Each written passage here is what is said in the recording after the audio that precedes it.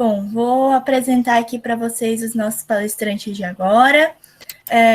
Começando pela Patrícia, ela se chama Patrícia Lisboa, é servidora pública, formada em Direito, conselheira no Conselho Municipal dos Direitos das Pessoas com Deficiência de Gravataí, conselheira estadual no Conselho Estadual dos Direitos da Pessoa com Deficiência do Rio Grande do Sul, atual presidente da Associação das Pessoas com Deficiência Visual e Amigos de Gravataí e pessoa com deficiência visual. Rafael Braz da Silva é psicólogo pela Universidade La Salle em 2019, aluno do curso de formação em clínica psicanalítica do Instituto Wilfred Bion, audiodescritor, consultor na área de acessibilidade cultural. Bom, quem gostaria de começar? Mais ou menos uma fala aí de em torno de 30 minutos. Bom dia, então. Acho que sou eu que inicio, né? E depois o Rafa vai complementar, vai falar também, trazer a fala dele da questão da psicologia e os direitos das pessoas com deficiência. Quero agradecer o convite ao Rafa, ao Arthur, parabenizar a jornada, os estudantes, né, por estarem desenvolvendo um evento. Eu acompanhei aqui um pouquinho do término ainda da outra mesa, um evento que me parece emocionante, importante, né, a ciência construída com os estudantes e pela mão dos próprios acadêmicos tem um certo gosto, né, de inovação, de modernidade até, quem sabe, né? Parabéns, vocês estão de parabéns mesmo, assim, pelo protagonismo do evento, que me parece aqui, pelo que eu assisti. Eu sou Patrícia Lisboa, tenho 38 anos, perdi a visão com 2 anos de idade por um erro médico, né? Uma fatalidade. Sempre estudei em escolas regulares, e só fazendo uma correção, eu sou formanda em Direito, né? Me formo agora, final desse semestre. Ano que vem é minha formatura, com todas as questões de acessibilidade. Então, também estou dentro da faculdade como vocês, e vivendo todo esse turbilhão de emoções que a gente vive na academia, né? Então, eu sou mãe, tenho filhos gêmeos de 15 anos, sou presidente da Associação das Pessoas com Deficiência Visual e Amigos aqui de Gravataí, desde 2018, onde nós fazemos um trabalho de habilitação e reabilitação de pessoas com deficiência visual e as suas famílias. Sou servidora pública municipal, trabalho aqui em Gravataí, na região metropolitana do Rio Grande do Sul, na questão das políticas públicas para as pessoas com deficiência, e mais recentemente agora fui indicada conselheira estadual no Conselho Estadual dos Direitos das Pessoas com Deficiência. Então, tudo isso, assim, para dizer um pouquinho para vocês da militância, do ativismo e do quanto a gente vem trabalhando e lutando para construir cada vez mais uma política pública importante e fortalecida para as pessoas com deficiência, como eu, mas não só as pessoas com deficiência visual, com todas as pessoas com deficiência, sejam de todas as deficiências, né? Às vezes a gente faz uma certa confusão, porque a Patrícia não enxerga, então ela defende, o Rafael não enxerga, eles defendem os direitos das pessoas com deficiência visual. Eu trabalho pelos direitos de todas as pessoas, independente da deficiência. E sobre o tema que eu vou trazer hoje, que é o direito das pessoas com deficiência, eu não poderia começar diferente se não trazendo o começo, né? Sendo um pouco redundante aqui, trazer desde o começo. E o começo da história das pessoas com deficiência se dá há muitos anos atrás, com muitas mudanças até mesmo no conceito de pessoa com deficiência, né?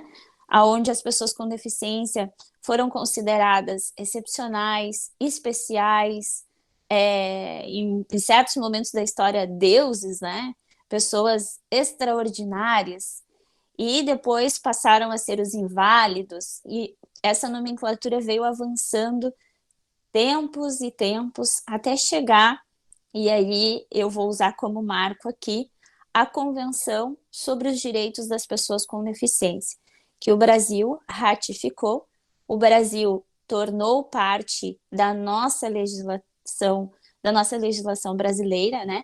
A Convenção sobre os Direitos das Pessoas com Deficiência, ele é um documento, ele é um diploma, né, um tanto de regras, de normas sobre as pessoas com deficiência, que foi construído com muitas lideranças, com muitas pessoas com deficiência envolvidas, de muitos lugares, né, de vários países, e ele foi assinado por vários países, como compromisso, que esses países colocariam esse diploma em prática nos seus países, que eles levariam esse documento e tornariam isso realidade nos seus países, né? Que a Convenção sobre os Direitos das Pessoas com Deficiência trata como Estado, mas Estado ente, né? Então, o Brasil, ele aceita esse diploma, ele diz, ok, nós vamos também fazer parte desse diploma, nós vamos implementar ele no Brasil, e o Brasil faz mais, o Brasil ratifica, o Brasil assina ele como parte da Constituição Federal. Então, hoje, para mim, que gosto muito do direito, e talvez alguns de vocês gostem também da psicologia e do direito, nós temos a nossa Carta Magna, né, a nossa Constituição Federal, e ela é a nossa bússola do direito, né, a Constituição Federal. E dentro da Constituição Federal está a Convenção sobre os Direitos das Pessoas com Deficiência. Quando o Brasil ratifica, ele coloca dentro da Constituição Federal a Convenção sobre os Direitos das Pessoas com Deficiência, com todas as suas regras, com todos os seus princípios. E um dos trechos da Convenção sobre os Direitos das Pessoas com Deficiência, que o Brasil traz para dentro da Constituição em 2008, é um novo conceito de pessoa com deficiência, né? E aqui é importante que a gente entenda esse conceito desde logo para a gente saber de quem a gente está falando. Quem são pessoas com deficiência, né? Então, depois de excepcionais, depois de extraordinários, depois de inválidos, depois dos os deficientes, os portadores, os excepcionais, os especiais, o que são agora? E diz a Convenção sobre os Direitos das Pessoas com Deficiência no artigo 1 da Convenção. E eu estou lendo em braille, tá? Pessoas com deficiência são aquelas que têm impedimentos de longo prazo, de natureza física, mental, intelectual ou sensorial, os quais, em interação com diversas barreiras, pode obstruir sua participação plena e efetiva na sociedade, em igualdade de condições com as demais pessoas. Então, vejam, hoje pessoas com deficiência, elas têm um impedimento físico, intelectual, mental ou sensorial. Aqui, sensorial inclui as pessoas com deficiência visual, auditivas, né? E interação com diversas barreiras. O que isso quer dizer? Que a pessoa com deficiência, ela não está mais, a minha deficiência, ela não está mais focada somente na minha condição de não enxergar. Ela sai dessa condição de não enxergar e ela olha esse novo conceito para as interações que eu tenho com as barreiras. Então, é um novo conceito de deficiência, é uma nova forma de olhar as pessoas com deficiência desde a Convenção da ONU. Eu passo a olhar as pessoas com deficiência. Patrícia, tu não enxerga. Ok, tu tem uma deficiência, um impedimento sensorial, que em interação com diversas barreiras. Quais são as tuas barreiras, Patrícia? Eu, por exemplo, não consigo atravessar uma rua sozinha, dependendo do movimento da rua. Eu tenho uma barreira. Eu não consigo ler um livro sozinha totalmente. Eu preciso de uma tecnologia assistiva. Talvez isso possa ser uma barreira que eu preciso de uma adaptação. Eu não consigo ler a placa de uma rua sozinha. Eu talvez precise de uma tecnologia assistiva. Então, deixa de ser somente a pessoa até então, que era vista só a pessoa como pessoa com deficiência, ela é cega, como diziam, né? Ela é portadora de necessidade especial. E aí a gente começa a olhar a pessoa que tem, sim, um impedimento, mais interação com barreiras. Esse é o modelo que a Convenção traz, o novo modelo de avaliação da deficiência, que é biopsicossocial. Olha a questão da saúde, olha a questão dos sentimentos, do que envolve tudo isso, e olha também o social, o que está em torno dela. Então, um novo modelo de avaliação da pessoa com deficiência começa aqui com a Convenção da ONU, né? Uma nova forma de olhar a pessoa com deficiência. E aí, lá no artigo 16 da Convenção da ONU, ele vai trazer o que os estados os países, aqui quando eu falar estados eu estou falando países, tá? O estado é ente, o que eles vão fazer? Então, o artigo 16 é a prevenção contra a exploração, a violência e o abuso. Aqui a gente está falando da Convenção da ONU dentro da Constituição Federal, tá? E aí diz no item 1 do artigo 16.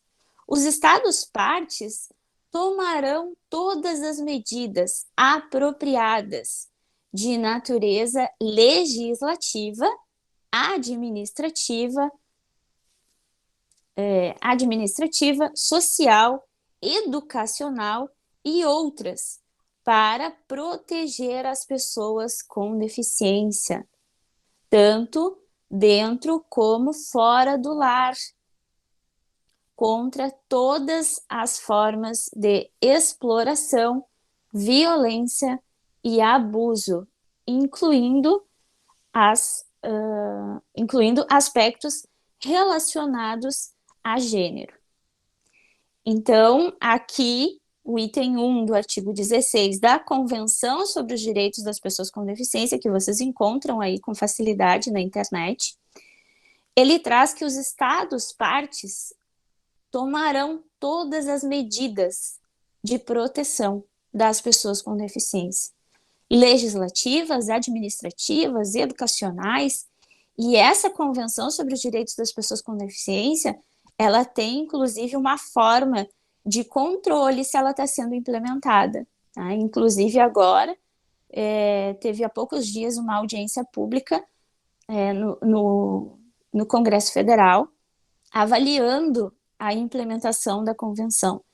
Ela está aquém, assim, tá muito longe de ser realmente efetiva no nosso país, mas ela precisa ser implementada. Nós temos que falar sobre ela, nós temos que falar para as pessoas com deficiência que ela vale, que ela é existente e que a proteção dessas pessoas está, sim, garantida dentro da Convenção, dentro da Constituição Federal, né? Da lei maior para todos nós brasileiros. Como o artigo 16 da Convenção trata que os Estados partes tomarão todas as medidas, inclusive legislativas, o Brasil chega em 2015 e aprova o seu Estatuto das Pessoas com Deficiência, ou Lei Brasileira de Inclusão, como queiram. Algumas pessoas falam Estatuto, outras falam Lei Brasileira de Inclusão, mas ela tem os dois nomes, ela inclusive traz no seu artigo 1º esses dois nomes. E o Estatuto das Pessoas com Deficiência de 2015, ele replica o mesmo conceito de pessoa com deficiência, ele diz que pessoas com deficiência são pessoas que têm impedimento de longo prazo, físico, mental, intelectual, sensorial, os quais em interação com barreiras. Então, é o mesmo conceito, ele só copia e coloca o mesmo conceito de pessoa com deficiência. Então, hoje nós temos esse conceito valendo tanto na Convenção da ONU, na Constituição, quanto na Lei Brasileira de Inclusão, no Estatuto da Pessoa com Deficiência, tá? Que é uma lei que vem complementando todo esse aparato que nós já temos na Constituição. E eu vou pular, e aí se quem quiser ler, a Lei 146/2015, Lei 13.146, desculpa, de 2015, tá? É a Lei Brasileira de Inclusão, ela traz esse novo conceito, ela traz inclusive conceitos sobre questões de pessoas com deficiência, ela traz o conceito de tecnologia assistiva, ela traz o conceito do que é acessibilidade. Eu não sei o que é acessibilidade, tá lá, né?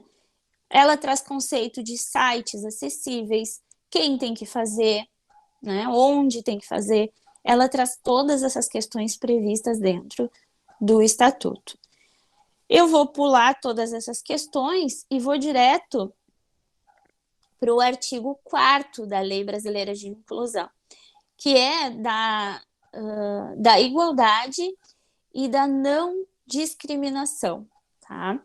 Então, o artigo 4º diz assim: toda pessoa com deficiência tem direito à igualdade de oportunidades com as demais pessoas. Olha só, tem igualdade de oportunidades com as demais pessoas. Igualdade de oportunidades. Mas eu nem vou deixar porque igualdade de oportunidades, a lei diz. Da oportunidade, vamos ver, né?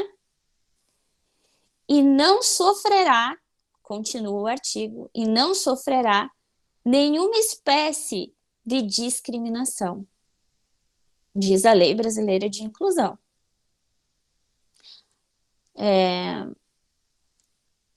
Aí o parágrafo 1º do artigo 4º diz: considera-se discriminação em razão da deficiência toda forma de distinção, restrição ou exclusão.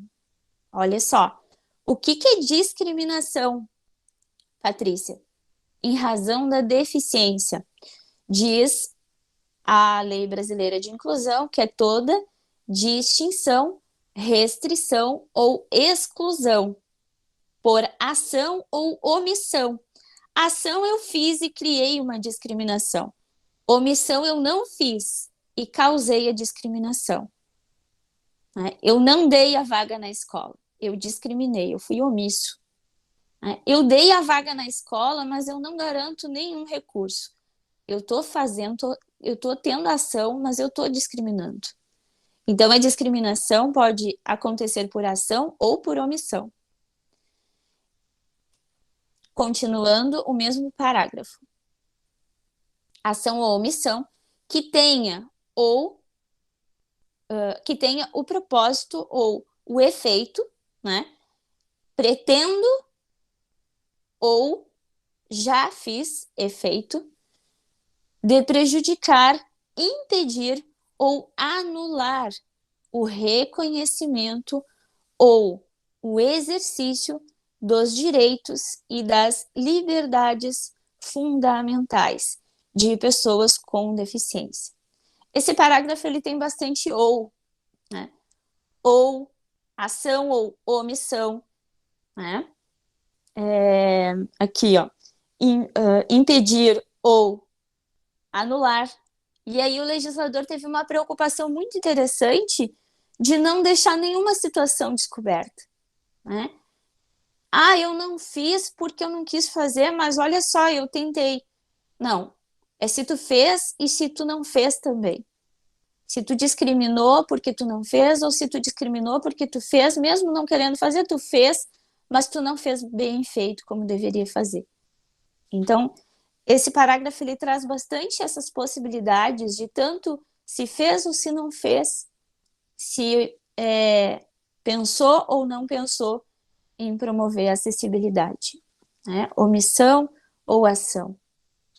Então, esse parágrafo do artigo 4º, eu gosto muito dele, porque ele traz todas essas possibilidades de quando eu estou sendo discriminado, de quando está acontecendo uma violência contra a pessoa com deficiência. E muitas vezes as famílias procuram tanto a Associação das Pessoas com Deficiência quanto a mim como estudante. Ah, Patrícia, mas eu não sei se eu fui discriminado. Mas aqui tá. Não te atenderam, não te deram uma vaga de emprego, nem te deram a oportunidade, te disseram que tu não tem condições de fazer a função, mas discriminaram sem te dar igualdade de oportunidade, né? Vocês vão me dizer assim, Patrícia, mas a gente não vê isso na prática. E eu tenho ouvido muito isso das pessoas, né? Ah, mas a gente não vê isso. Mas a gente precisa falar sobre isso para que o estatuto seja cada vez mais conhecido e cada vez mais aplicado, né? Por que que a gente usa o estatuto da criança e do adolescente? Por que que a gente usa o estatuto do idoso? Porque ele foi muito falado, os dois foram muito falados. Por que que a gente não usa o estatuto da pessoa com deficiência? Porque ele foi aprovado em 2015, ainda que a Convenção da ONU seja muito parecida com ele, é de 2008, o estatuto foi aprovado em 2015. Nós estamos em 2021. O Brasil tem uma cultura muito lenta, né, de fazer uma lei entrar para dentro das nossas vidas. E o Estatuto da Pessoa com Deficiência, nós estamos passando por isso, por esse tempo de fazer ele entrar para as nossas vidas, de a gente começar a utilizar ele. Então, é muito importante esses espaços onde a gente pode falar sobre a Lei Brasileira de Inclusão, a Convenção da ONU, porque vocês vão ser multiplicadores de todo esse aparato que está disponível e que muita gente não conhece. Vocês controlem meu tempo aí, que eu não estou controlando, tá? Tem mais um tempinho ainda, pode ficar à vontade, tá bom? Se precisar, me interrompam para fazer perguntas também. Não sei como é que está a organização, mas fiquem à vontade.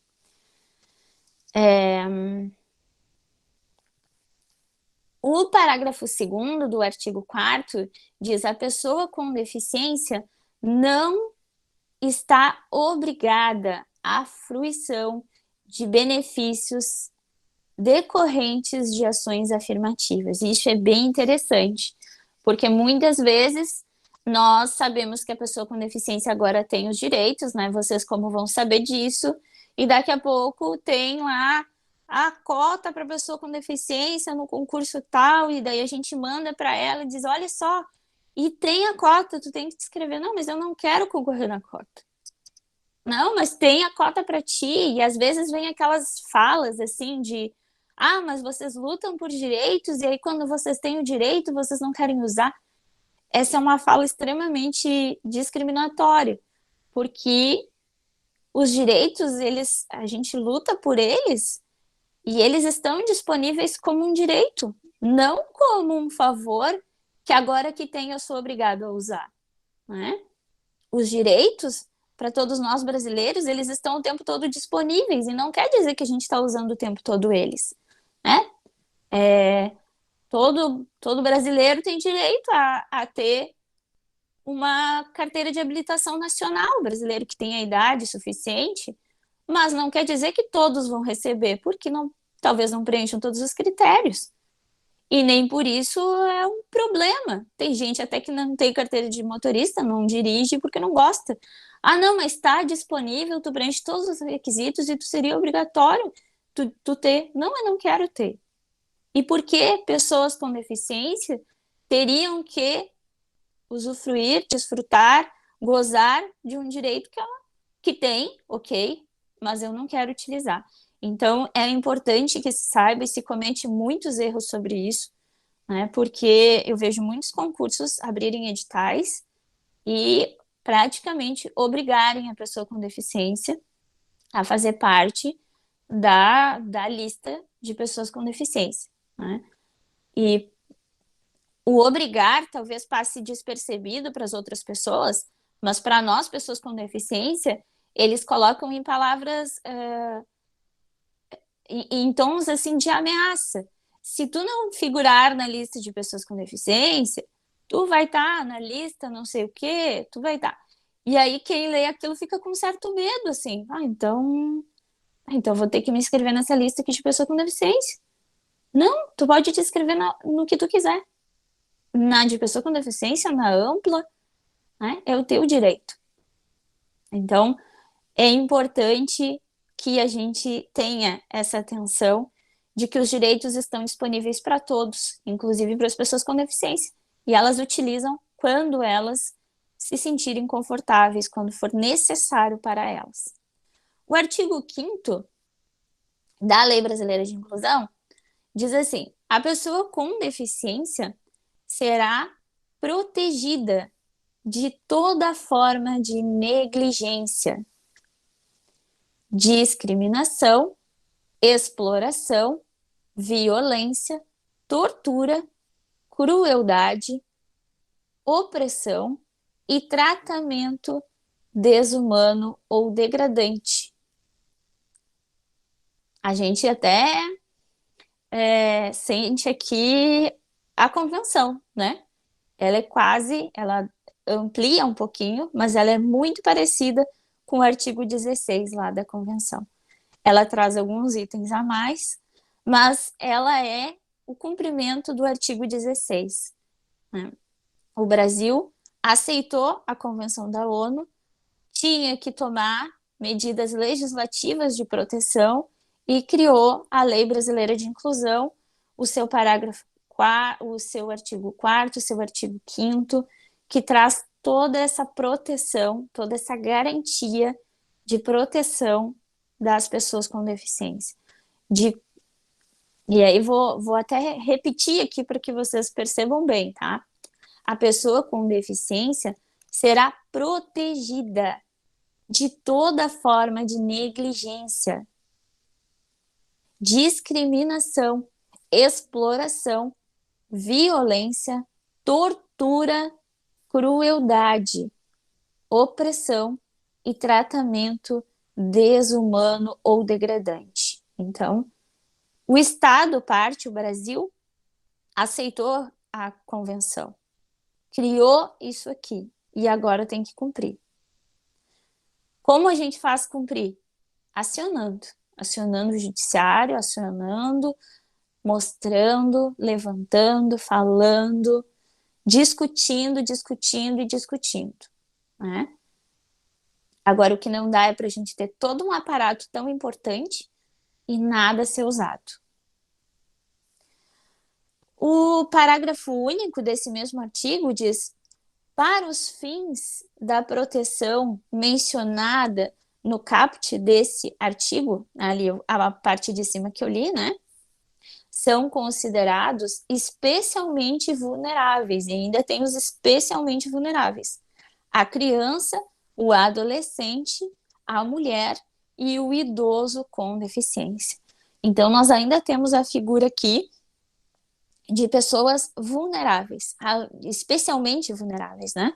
Então, além de pessoas com deficiência, crianças com deficiência, mulheres com deficiência, idosos com deficiência, são especialmente vulneráveis.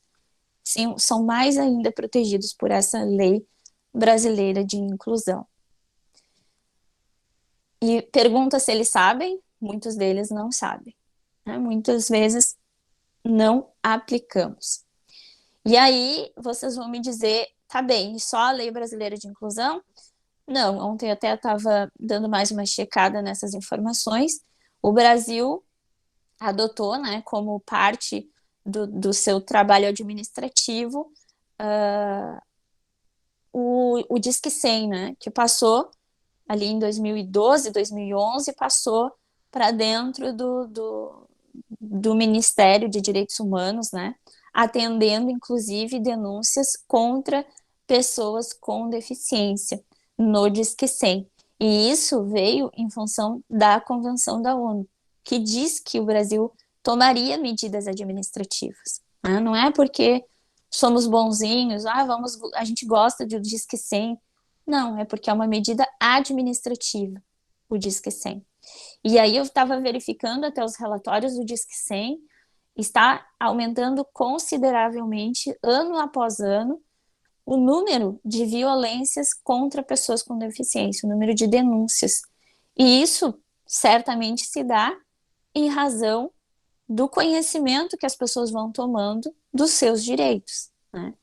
De pessoas que vão falando, de pessoas que vão ouvindo e vão sabendo que usar o teu cartão do banco indevidamente é uma discriminação contra a pessoa com deficiência, tu tem que denunciar.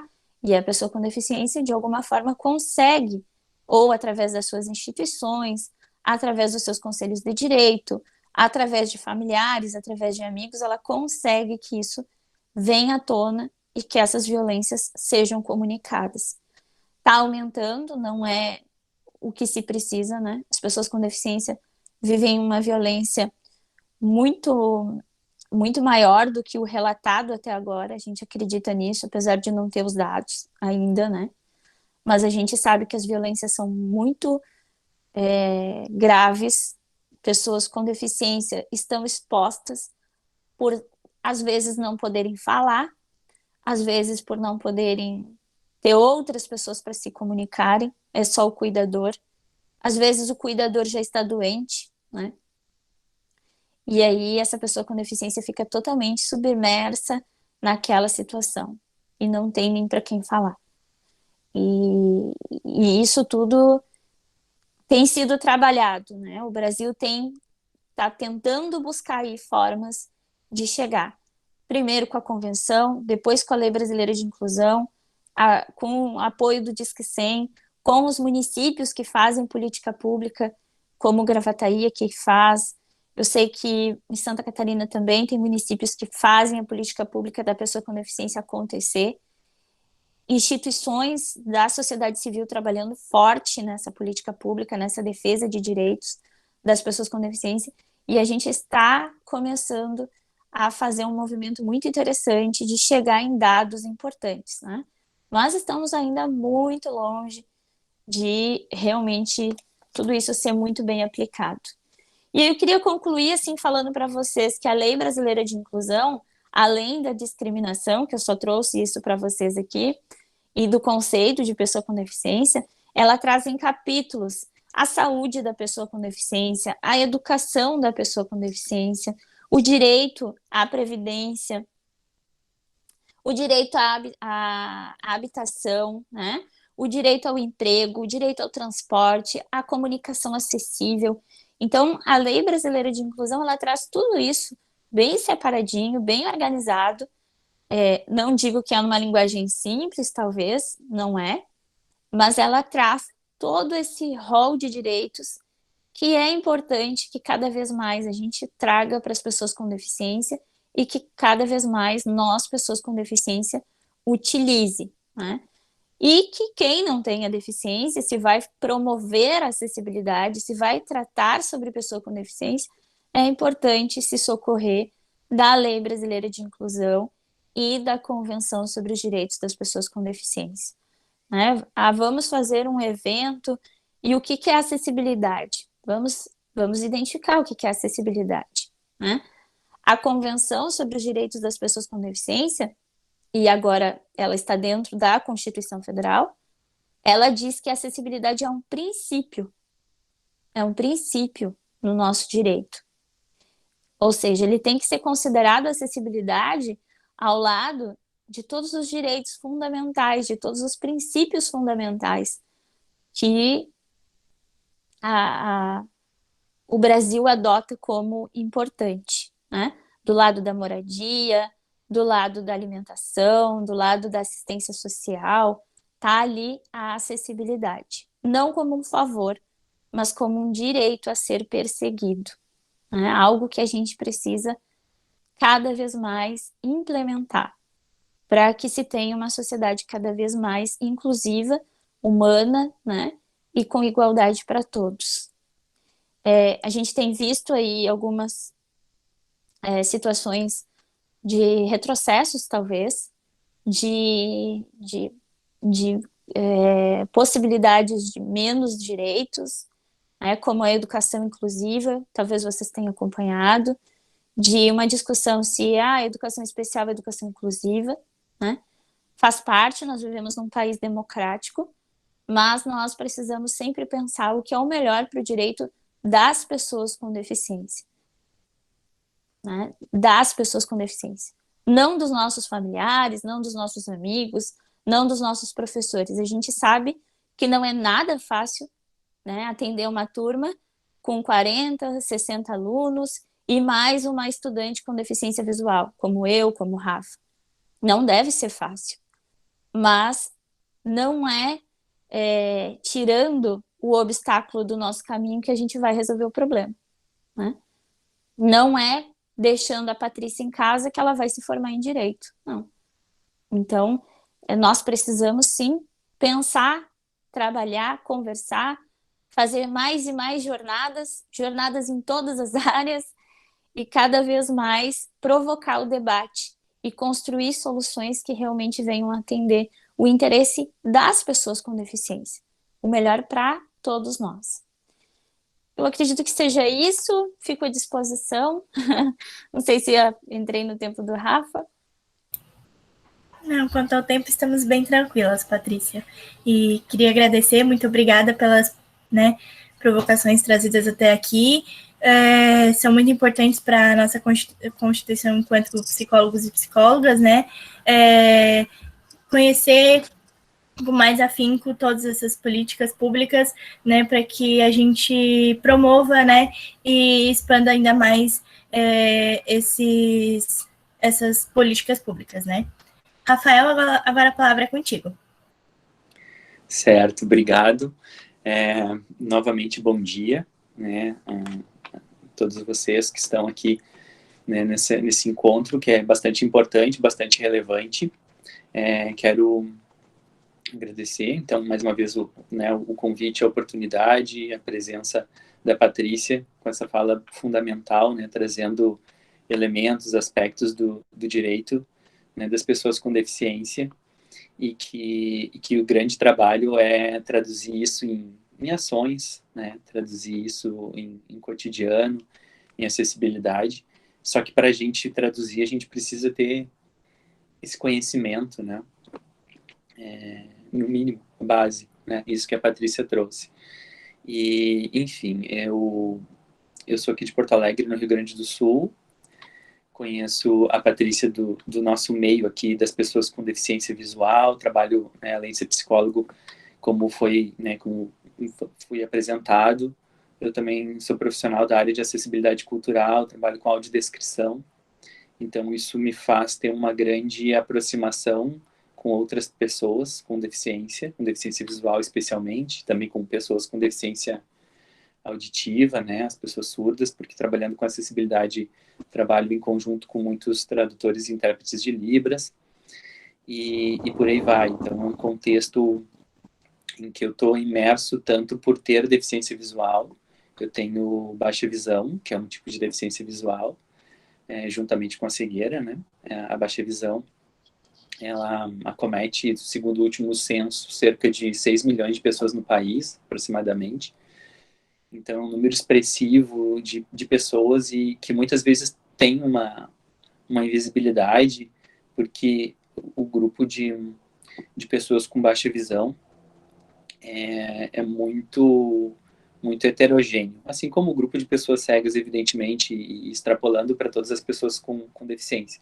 Como a Patrícia trouxe, né, a gente não se trata só de deficiência visual, se trata de todas as pessoas com deficiência, quando a gente está trazendo a nossa perspectiva, o nosso trabalho, e dentro do que eu começo dizendo sobre a baixa visão, tem uma diversidade dentro dessa diversidade, né, que já né, múltipla, porque existem níveis de deficiência visual na baixa visão em que as pessoas, por exemplo, precisam usar bengala para orientação e mobilidade, né, outras não, e por aí vai. Eu, por exemplo, durante os 15 primeiros anos de deficiência visual, de baixa visão, eu não precisava, já tinha limitações na visão, algumas mais severas, outras nem tanto, e eu não precisava usar bengala, e depois sim, a partir de 2009, 2010, eu comecei a usar bengala. E aí, quando eu falo na invisibilidade da baixa visão, é que socialmente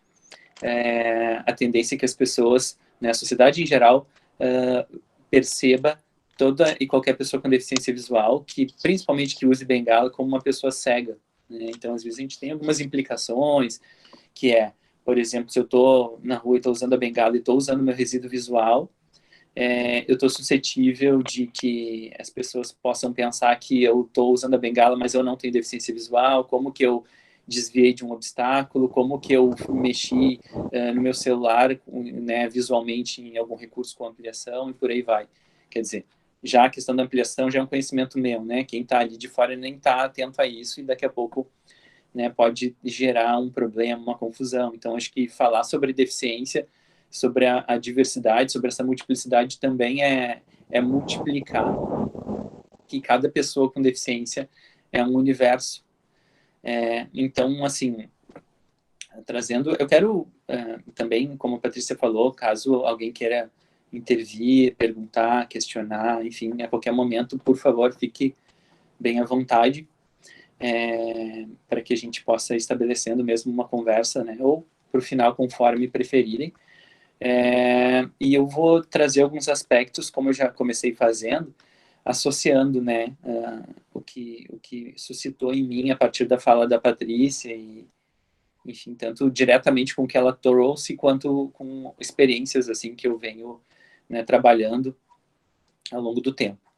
Tanto como uma pessoa que tem deficiência visual, quanto um profissional que trabalha, né, na área da acessibilidade. Isso que a Patrícia trouxe mais para o final da fala, sobre essa questão na educação, né, que a gente está acompanhando, assim, esse debate público, é um ponto muito importante, né, se ele for realmente potencializar a democracia.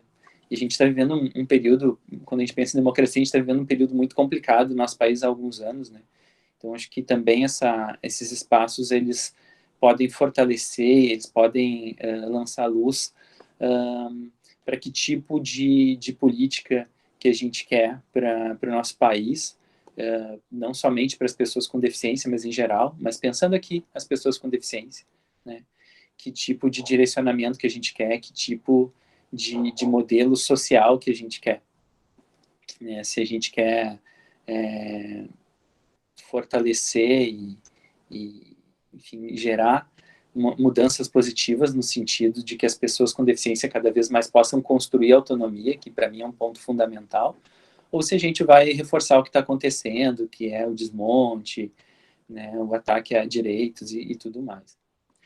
E nesse sentido, o envolvimento de pessoas com deficiência dentro desses processos é fundamental, né, para a gente poder pensar que nós mesmos que temos deficiência, a gente poder ocupar esses espaços e produzir ações, produzir conhecimento, né, o trabalho que a Patrícia faz nos diversos espaços, né, no conselho, na associação, ela agora concluindo a graduação em Direito e trabalhando, e aí eu gosto muito de reforçar isso, né, em qualquer área, assim, trabalhando não somente o que ela vai poder produzir de trabalho na área da deficiência, mas pelo fato dela ser uma profissional, né, do direito, né, agora no futuro breve, sendo uma pessoa com deficiência. Isso já é muito significativo, porque para além da gente construir teorias de colocar assim, não, a pessoa com deficiência ela pode ocupar espaços, pode fazer isso, pode,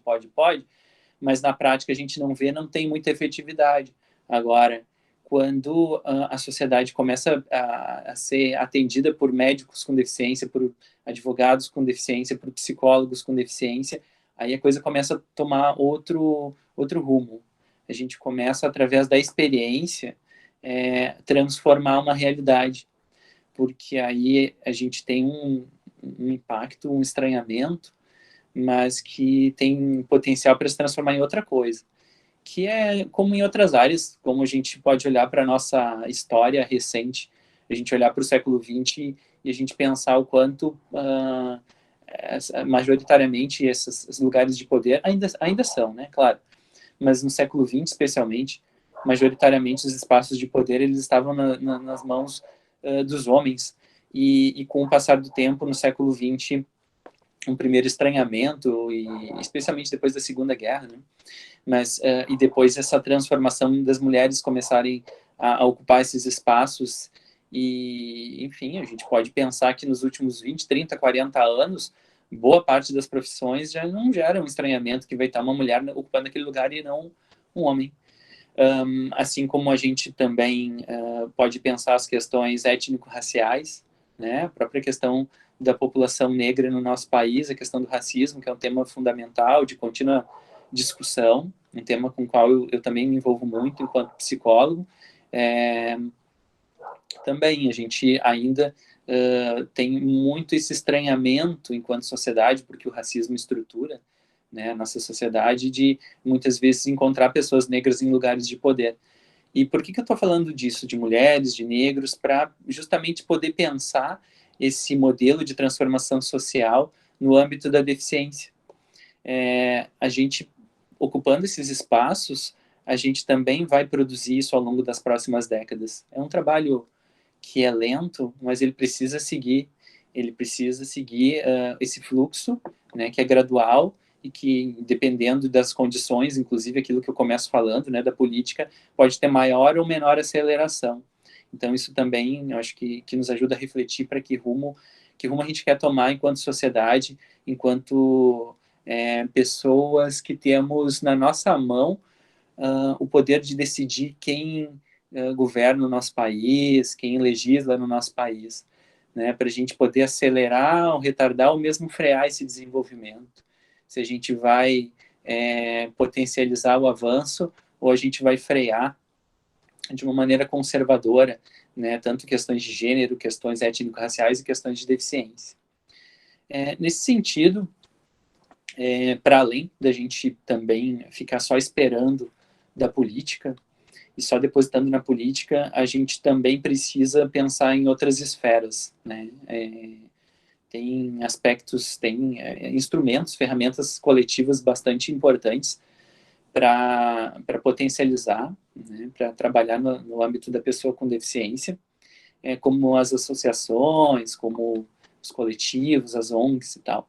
E dentro desses espaços também a gente precisa trabalhar na direção, né, da micropolítica para a macropolítica, no sentido de poder construir, auxiliar as pessoas com deficiência a construir a sua trajetória, né, de autonomia, de interdependência, de troca, porque assim como eu e a Patrícia, a gente tem e teve acesso, né, ao nível superior, a gente precisa saber que no nosso país, menos de 1% das pessoas com deficiência tem esse acesso, né? Ainda além do recorte da deficiência, tem um recorte socioeconômico muito forte, né? Porque se a gente coloca que na sociedade em geral, a gente ainda tem um percentual muito inferior ao desejável de pessoas que têm acesso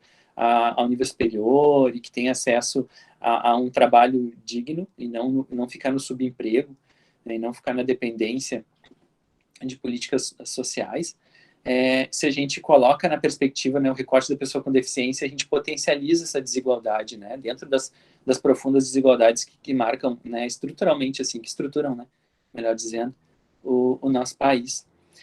Então, os aspectos psicológicos, né, os aspectos psicossociais das pessoas com deficiência, eles são atravessados por diversas esferas.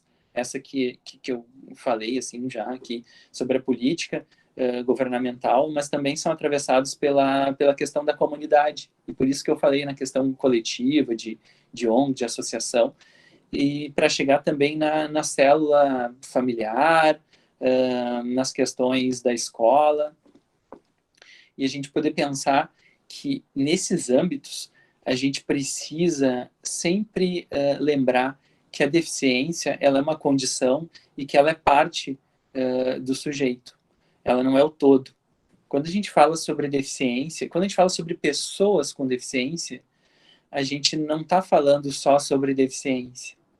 Isso é um ponto fundamental, desde o meu ponto de vista, assim, né, pelo menos. Porque a gente não é uma questão de se resumir tudo à personalidade dessa pessoa, à deficiência. A gente precisa saber que antes, né, de ter a deficiência, tem um sujeito ali, tem um indivíduo, né, como esse aspecto que a Patrícia trouxe.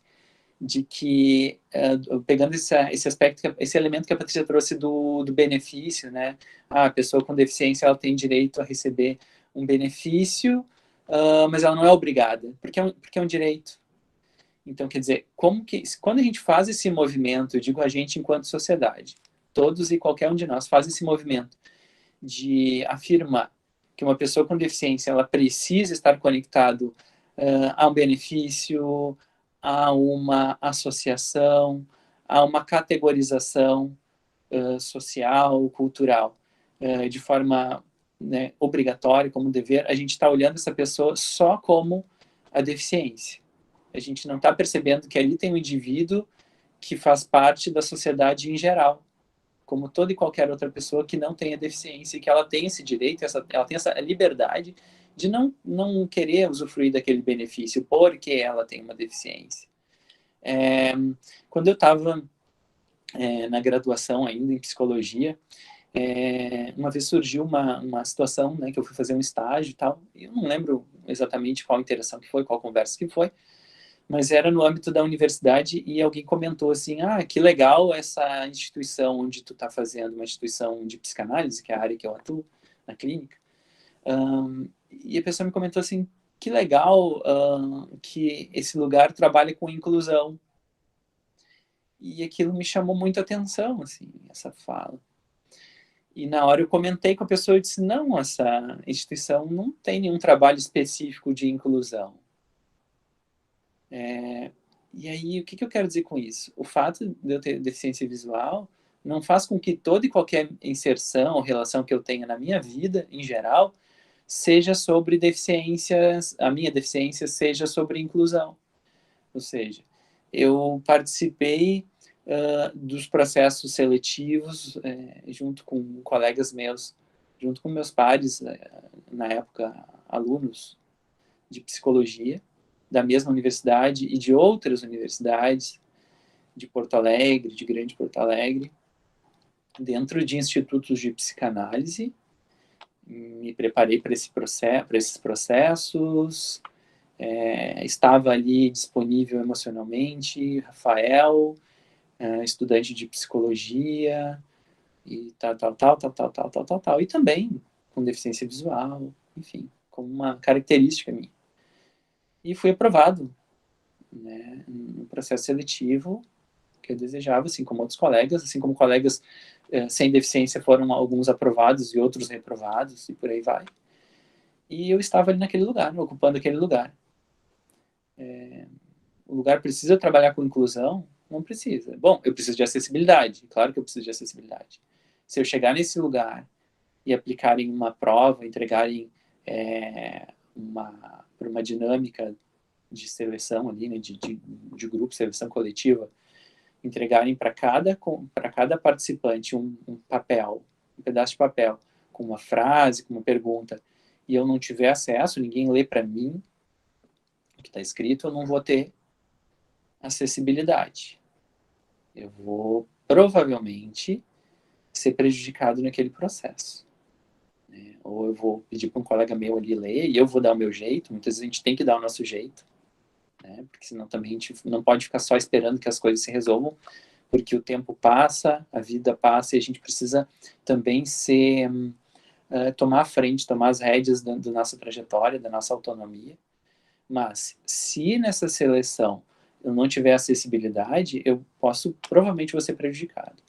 Havendo acessibilidade, como houve, né, era um processo onde quem estava coordenando fez uma leitura, então, seja para o meu caso, que tenho deficiência visual, para os meus colegas que estavam ali disputando, né, as vagas junto comigo, também escutaram como eu escutei, e, bom, eu não tive nenhum prejuízo e pude, né, seguir o fluxo. A instituição trabalha com inclusão? Não. Mas não faltou, como a Patrícia trouxe, né, não teve a omissão, né, porque a discriminação, ela pode ser por omissão, né, então não aconteceu ali a omissão. Então, quer dizer, a gente precisa saber que em diversos espaços sociais, a gente precisa de política pública que garantam acessibilidade.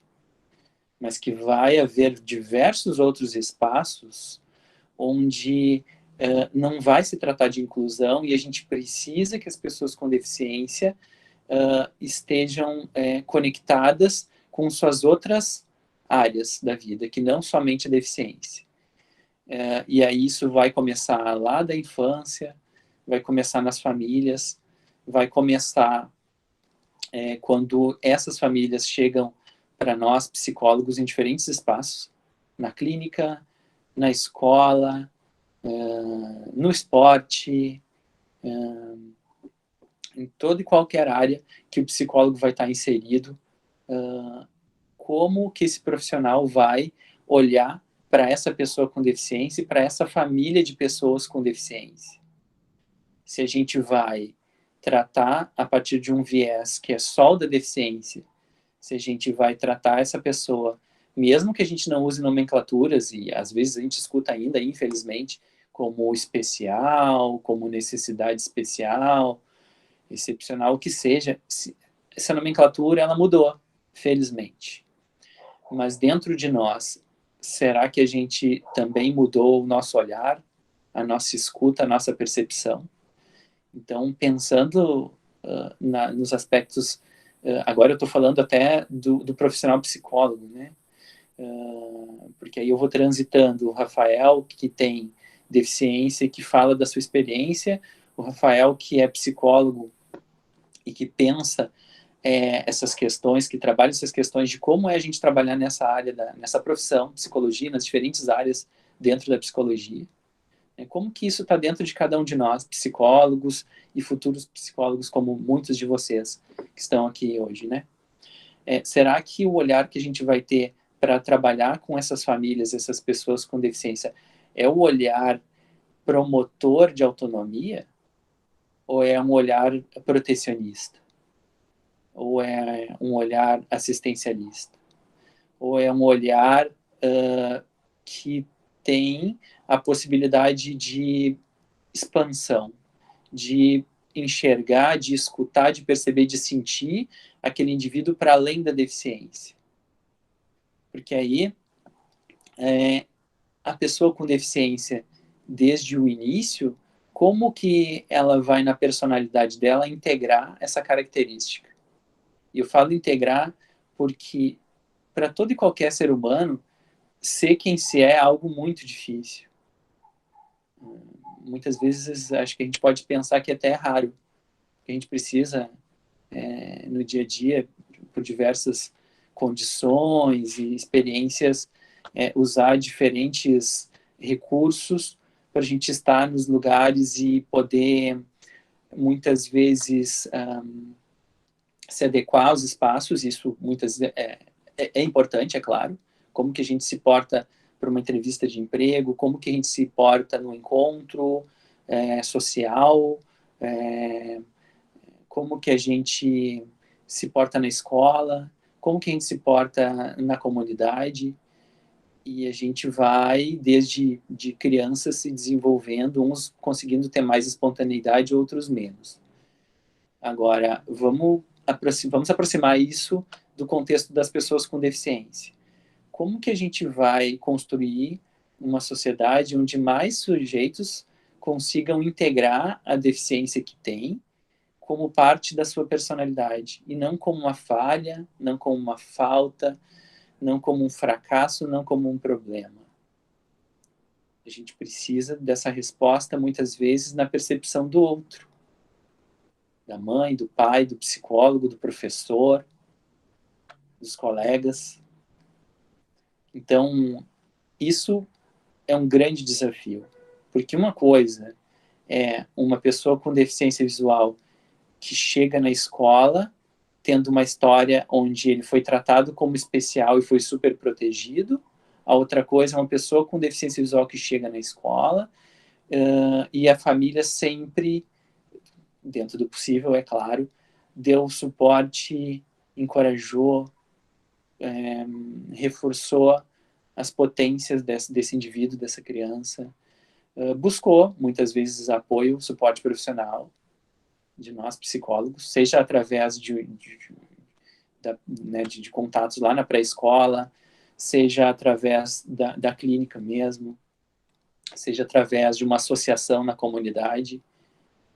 E aí a gente vai ter uma diferença aí, que não é somente no aspecto da inclusão, mas é no aspecto dessa personalidade, de como essa pessoa com deficiência consegue, por recursos dela, que estão totalmente, e que não se trata só de pensar como é para cada indivíduo, mas de como esse indivíduo se conecta com a família, com a sociedade, como a gente vai construindo essa possibilidade de uma sociedade onde as pessoas com deficiência vão se autorizar a ocupar espaços.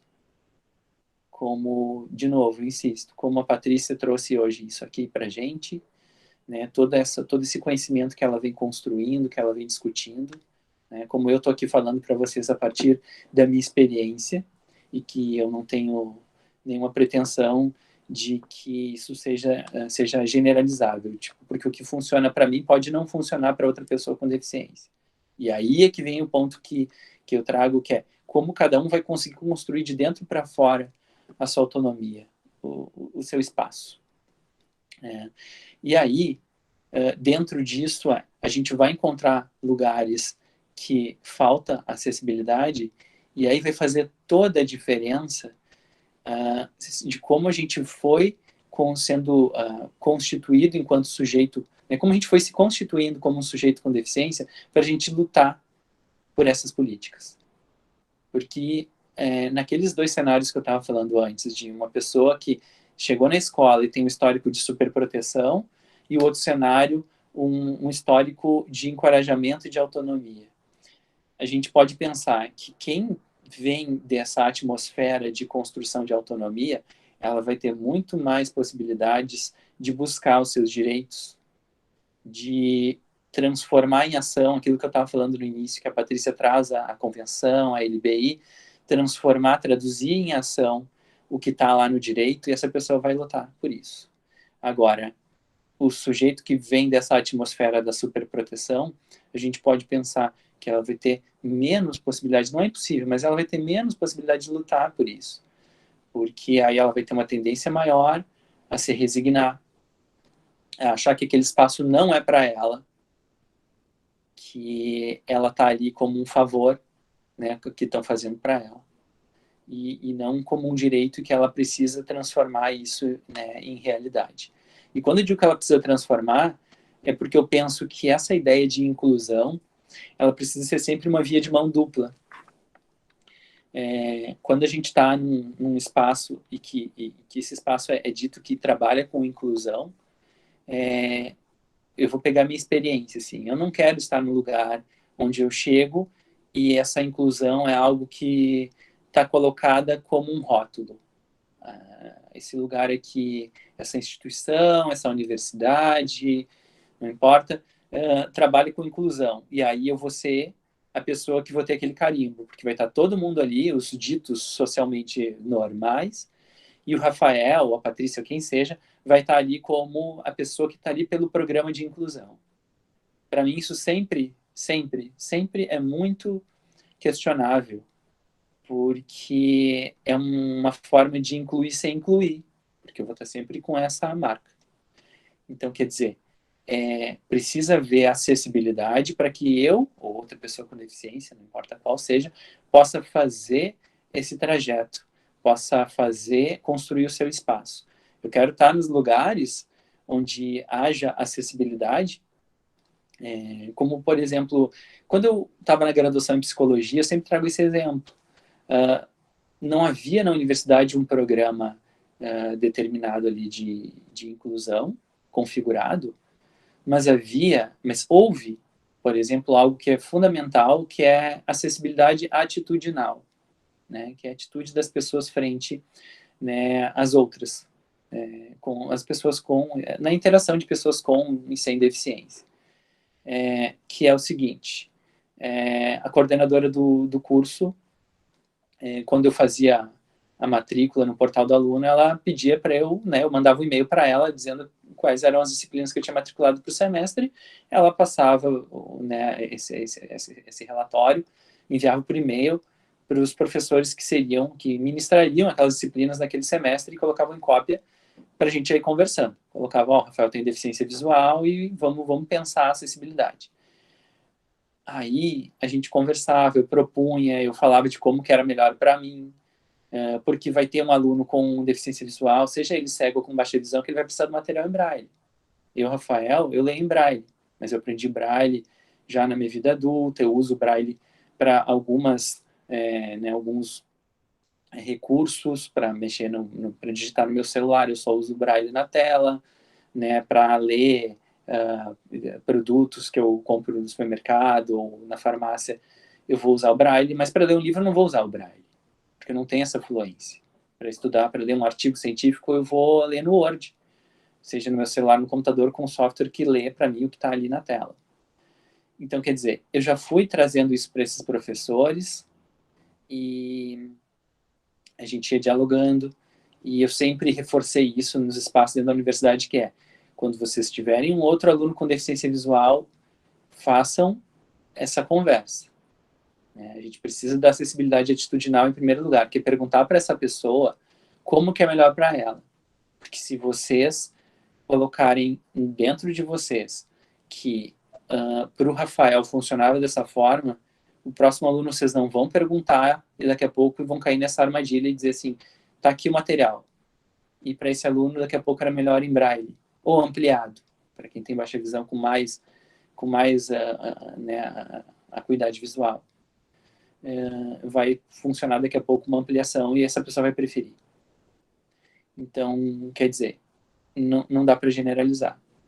E aí isso se conecta com aquilo que eu falei para vocês antes sobre nós psicólogos, ou seja, lá qual for a profissão, termos o olhar da ampliação e não o olhar da redução.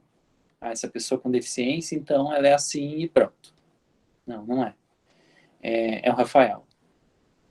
É uma personalidade que está ali, única, singular, e que pode auxiliar nesse processo de construção coletiva, sim, mas não através da generalização, e sim através da expansão do que a gente pode construir em termos de conhecimento e de acessibilidade. E aí num plano ideal, a gente pode pensar assim, bom, essa universidade onde o Rafael fez psicologia seria desejável ter um núcleo de acessibilidade, como muitas instituições têm, e que já trabalham ali produzindo material acessível. Bom, já tem os materiais todos no Word, tem ali estrutura para imprimir em braille, o aluno se matricula e informa que tem deficiência visual, e ele já tem lá no portal ou na conversa com o coordenador como que é melhor para ele, então ele vai matricular e ele não vai precisar mandar um e-mail, não vai precisar conversar com o professor, e já vai estar tudo pronto. Pode ser que sim, que seja desejável. Só que a gente precisa sair do plano da idealização e olhar para a realidade que a gente tem. E aí, aquilo que eu estava falando antes dessa via de mão dupla. E poder ser sujeito, né, das nossas próprias trajetórias. A gente poder contar com política pública, que é fundamental, de base. A gente poder contar com associações, com coletivos, com instituições, mas a gente também poder produzir, né, a gente poder capacitar sujeitos com deficiência que lutem pelos seus direitos, que construam seus espaços, que façam esse movimento de poder chegar para o professor, de poder chegar para os seus pares, né, no trabalho e poder conversar sobre isso, poder abrir espaços de diálogo que construam também essas pontes, né, disso que eu estava falando da acessibilidade atitudinal. Ela não precisa e não pode vir só de quem não tem deficiência. A pessoa com deficiência também tem sua responsabilidade, pensando a acessibilidade atitudinal, de não se submeter, de receber, por exemplo, eu estava lá na universidade e daqui a pouco, se um professor não perguntasse para mim e trouxesse material em braille, será que eu ia pegar um artigo e ia ler em braille, demorar todo o tempo, cansar o meu braço? Eu não tenho essa aptidão, essa habilidade. E nem sou obrigado a ter. Eu posso vir a ter isso, eu posso, se eu quiser, se for desejo meu, se for uma necessidade minha, me desenvolver mais nisso, mas eu tenho outros recursos e eu posso escolher qual recurso que eu vou utilizar. Mas para eu saber que eu tenho essa escolha, eu tenho que ser encorajado, eu tenho que ter isso como parte da minha personalidade, porque senão eu vou me submeter. Eu vou me desgastar, eu vou cansar, eu vou achar que eu não posso porque aquele professor fez para mim, e aí é como se fosse um favor, e eu vou me submeter àquilo ali. Então, nesse sentido, a gente precisa, desde o meu ponto de vista, construir a acessibilidade de forma coletiva, como psicólogos, como professores, como pessoas com deficiência, como instituições, como política pública, né? E tudo isso a gente poder ir gerando essa transformação social.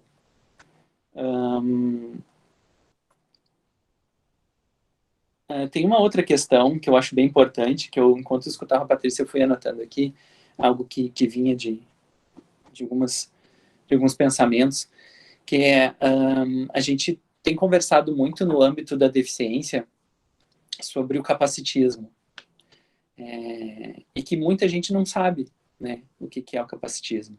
Isso também fala da invisibilidade do grupo de pessoas com deficiência.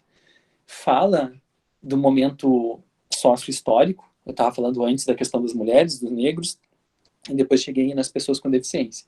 Então, é claro que a gente escuta falar muito mais sobre as questões do machismo, todo o combate que a gente faz ao machismo, toda a importância dos diferentes movimentos feministas, né, dentro de um grande espectro que tem, né, dos movimentos feministas diferentes, dos movimentos antirracistas, e isso vai tendo diferentes espaços na sociedade. E tanto pelo momento sócio-histórico, que demorou um pouco mais para a gente pensar no grupo de pessoas com deficiência, como pela própria invisibilidade, né? Porque se vocês prestarem atenção, quando se fala sobre as chamadas minorias, que nem são tão minorias assim, geralmente o grupo de pessoas com deficiência está lá no outros ou no etc. Né? Não está dito.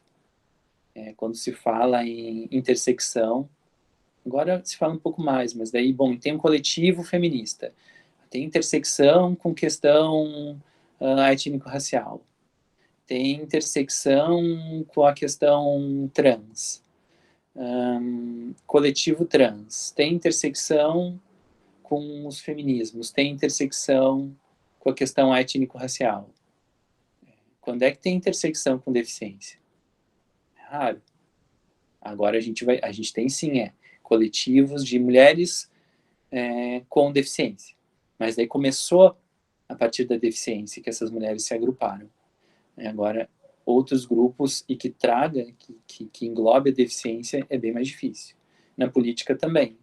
Falar de aquela política que é aplicável, tarará, tarará, tarará, a mulheres, crianças, idosos, gestantes, negros, indígenas, dentre outros, etc. Dentre outros, etc.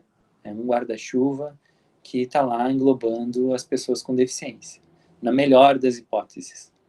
E também a gente precisa ocupar esses espaços, como a gente está fazendo hoje aqui, para a gente poder sair, começar a sair do etc., e começar a sair dentre outros, para poder falar de deficiência, não só em contextos que se discute deficiência, para a gente poder furar a bolha, para a gente poder estar em outros espaços, né? A gente sair do especial na prática, aquilo que eu estava falando antes, não só na nomenclatura, mas para a gente poder estar de maneira transversal, né, na sociedade.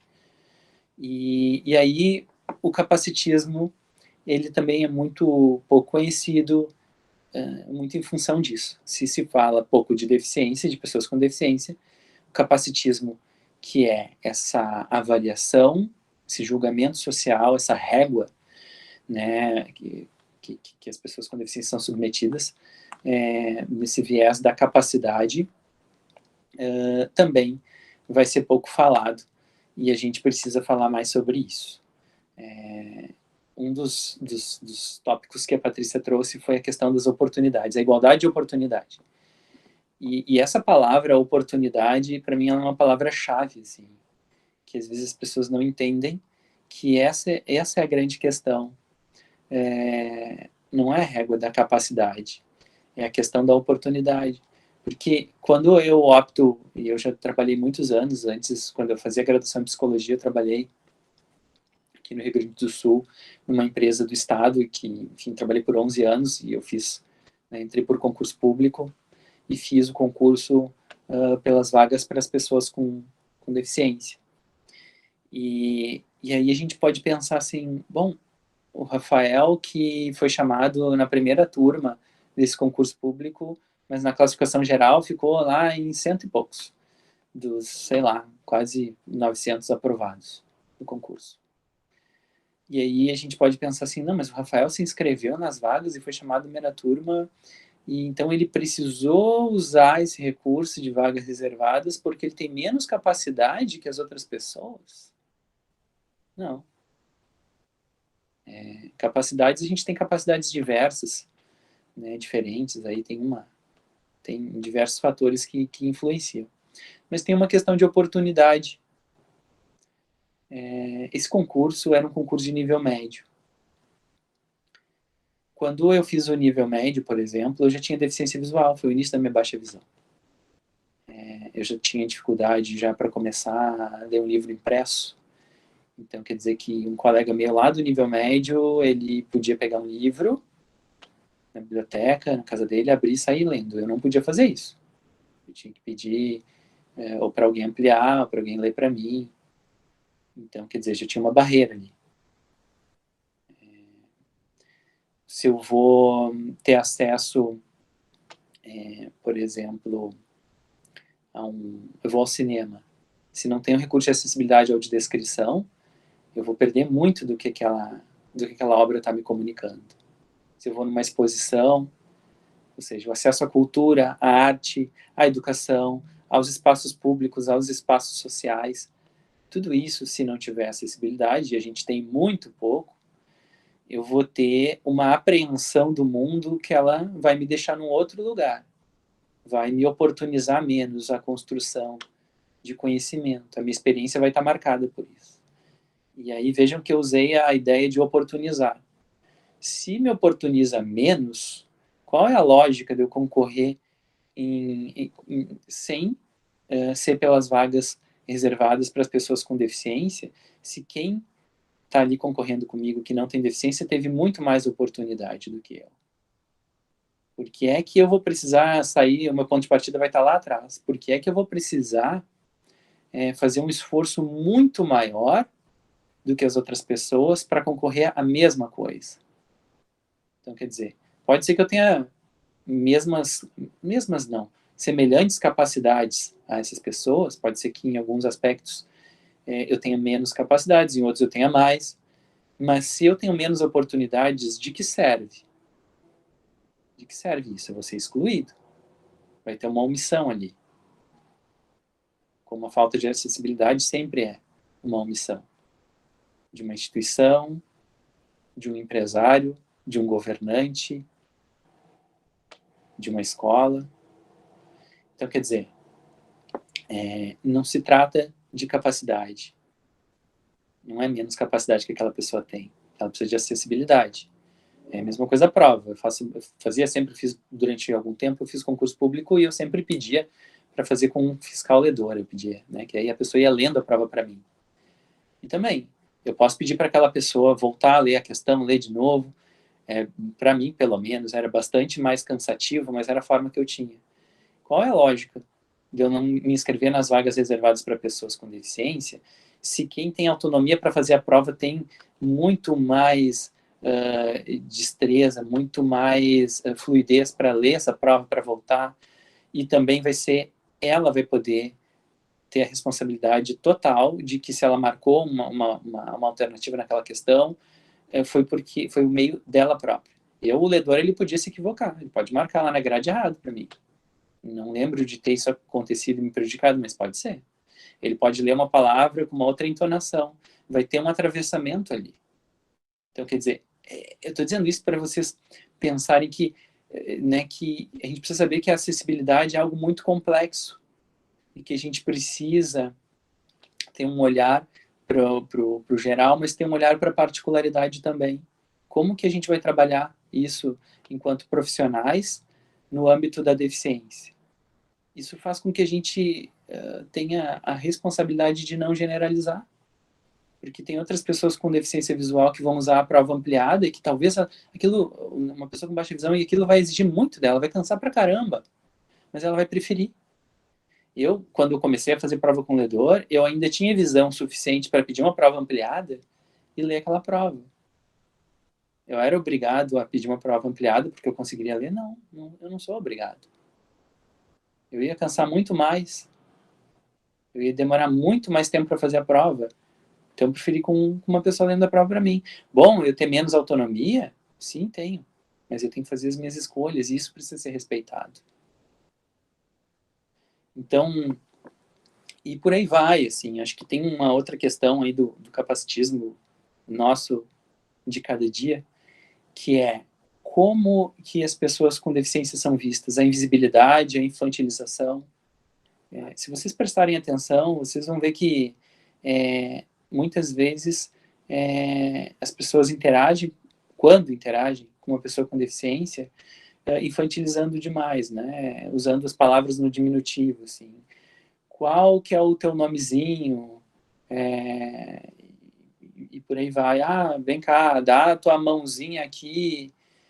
E que muitas vezes a gente conversa assim com as crianças e com as próprias crianças, muitas vezes é um desrespeito, porque para a criança, o adulto que está vendo ela daquela forma, ela está ali colocada como ela é no mundo, né? Ela é a criança, ela não precisa de um adulto que a infantilize para além da infância que ela está vivendo.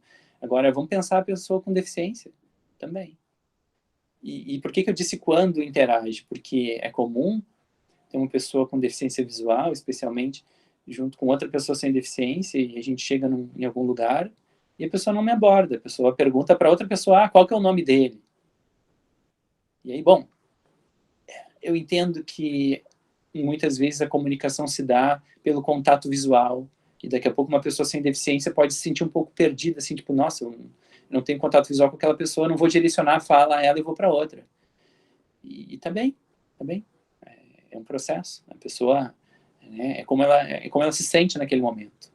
Eu, particularmente, não consigo ver isso só como uma questão de um preconceito. Ela está me invisibilizando. Mas isso sou eu, Rafael.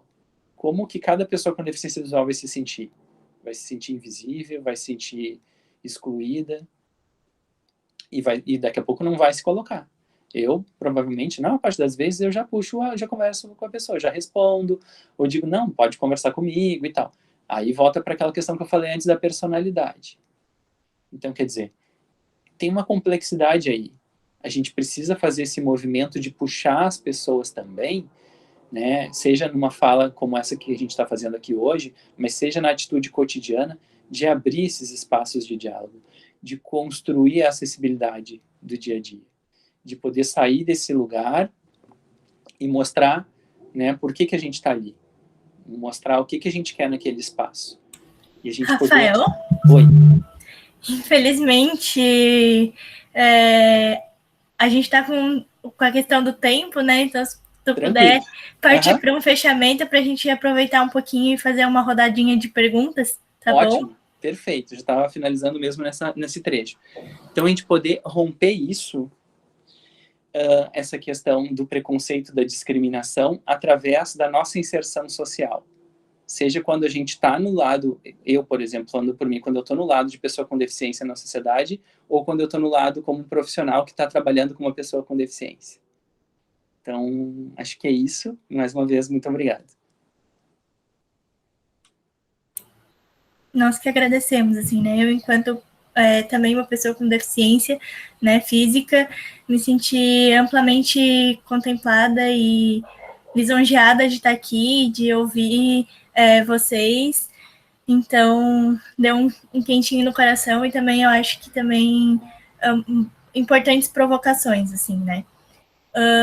No chat, o chat teve uma hora que bombou, assim, na questão da nomenclatura né, da questão de que o Marcelo, ele traz a questão né, de como ele se pergunta sobre a palavra deficiência, né, como ela soa na sociedade. Deficiência não quer dizer ser incapaz de fazer, mas qual seria o peso dessa palavra e qual o sentido que ela atinge a sociedade, né? Então, rolou altas reflexões ali sobre isso, depois veio dizendo, né, que a palavra que designa parece que já inferioriza, não trata como diferença, mas também não me ocorre qual termo seria mais adequado. Enfim, teve uma ampla discussão aqui a respeito da nomenclatura deficiência, né, que eu acredito muito que ao decorrer da fala do Rafael já trouxe para essa reflexão, né, de que olhar a pessoa com deficiência para além dessa deficiência, né, que olhar para o todo, né, o que a gente reafirma aqui, né. Então, não sei se mais alguém tem alguma dúvida, alguma ponderação para fazer.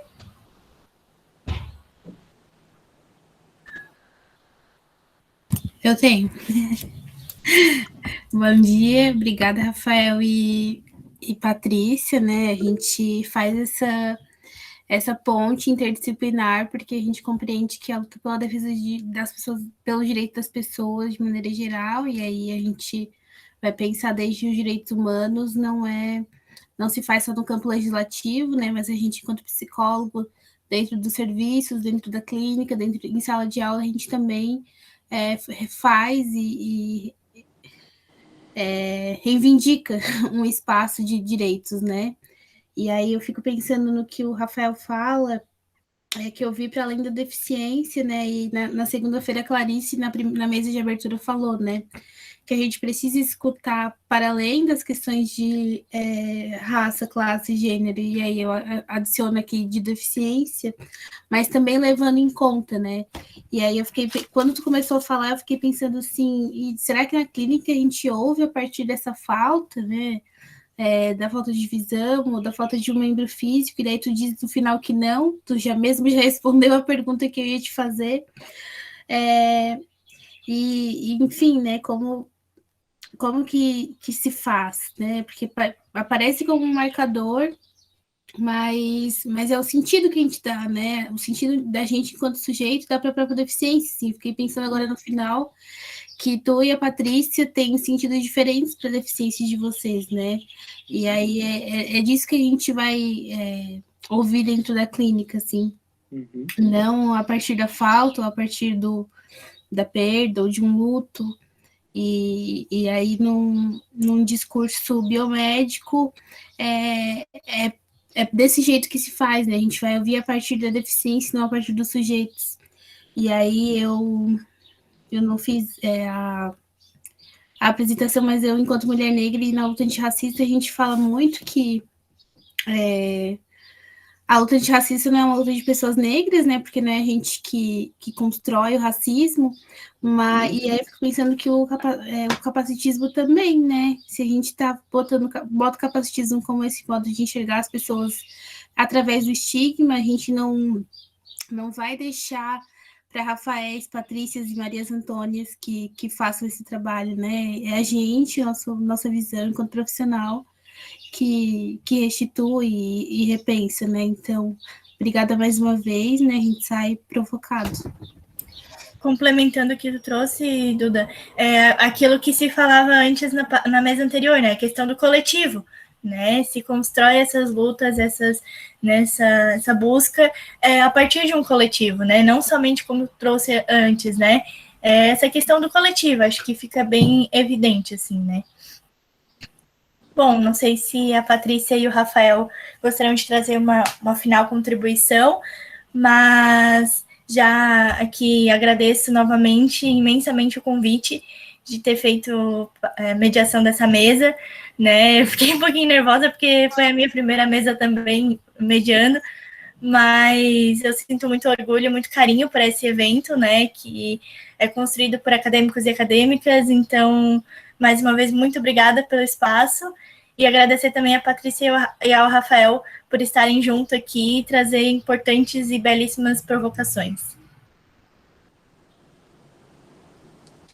Eu que agradeço a oportunidade, Maria Antônia, né? Isso. Agradeço a oportunidade, Maria Antônia, e a todos vocês da jornada. Eu trago essa minha percepção legislativa, que é só um suporte, né, para que a gente cada vez mais possa ter os nossos direitos de pessoas com deficiência conquistados.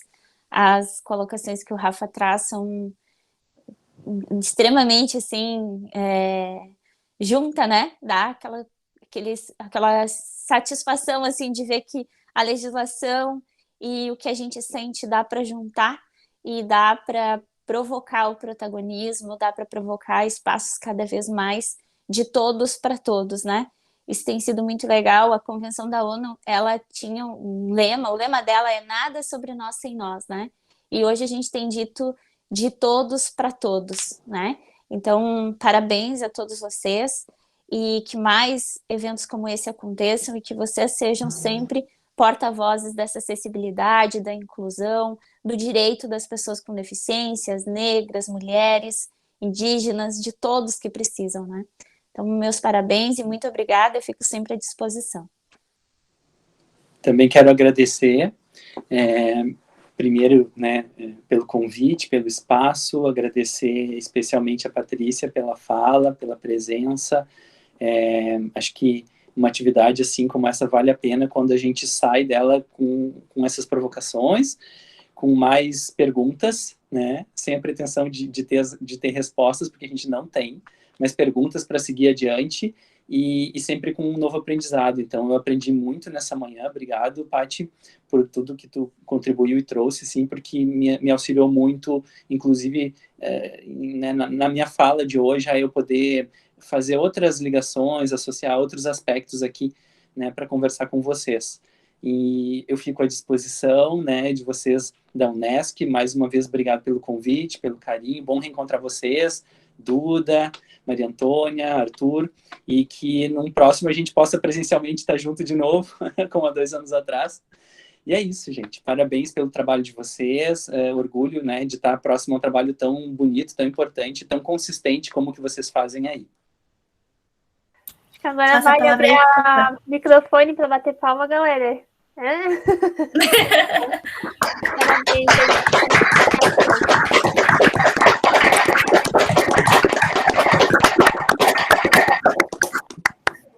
Muito obrigado, pessoal. Muito obrigado mesmo. Foi uma ótima manhã, ótimos debates.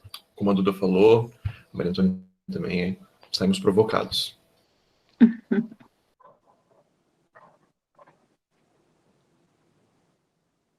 Letícia, convoca para a noite. Aperta a voz. Então, gente, hoje à tarde nós teremos a apresentação de trabalho, tá? Pelo mesmo link de agora de manhã. E à noite nós estaremos falando sobre saúde mental e feminismos. Eu vou estar mediando essa palestra, então conto com a participação de vocês. E lembrando que à noite será um novo link, tá? A gente já encaminhou nos grupos de WhatsApp. Não sei se foi por e-mail, mas se não for, a gente encaminha agora à tarde, tá? Nos vemos à tarde e à noite. Certo, até mais. Obrigada. Até mais a todos. Boa tarde, até de noite. Um abraço. Muito obrigada tchau. de novo, gente. Muito obrigada pelo convite e pelo espaço. Um abraço, tchau. Tchau, gente. Obrigado, um abraço. Tchau, gente. Obrigada.